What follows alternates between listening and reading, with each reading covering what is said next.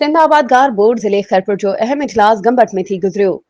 इजलास दौरान हुकूमत के सख्त चिताव कणक खरीदारी समेत अहम मुतालबा पेश। सिंध आबादगार बोर्ड ज़िले खैरपुर जे कायम मकाम सदर इमदाद हुसैन सेतो ऐं जनरल सेक्रेटरी चौधरी असगर होंदल जी ज़ेर सदारत आबादगारनि जो हिकु अहम इजलास चौधरी फ़कीर मोहम्मद आराइन जी रिहाइशगाह गंबट में मुनक़िद थियो, जंहिंमें ज़िले सतह जे अॻवाननि वॾे अंग में शिरकत कई। इजलास में नायब सदर शेर मोहम्मद शाहानी, चौधरी फ़कीर मोहम्मद आराई, वडेरो शफ़क़त भेलार, वडेरो हबीबुल्लाह मंगणेजो, शमसुद्दीन कलहोड़ो, मंजूर हुसैन सेतो, फैज़ मोहम्मद लंजवाणी, ज़ुबैर थेबो, डॉक्टर सरमद खोड़ो, रईसुद्दीन मोहम्मद चांग, सरफराज भट्टी ऐं ॿियनि शिरकत कई।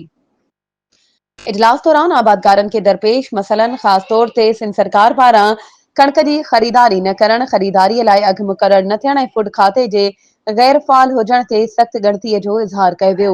सिंध आबादगार बोर्ड तरफ़ां सिंध हुकूमत खे सख़्त चिताव ॾींदे हेठियां अहम मुतालबा पेश कया विया।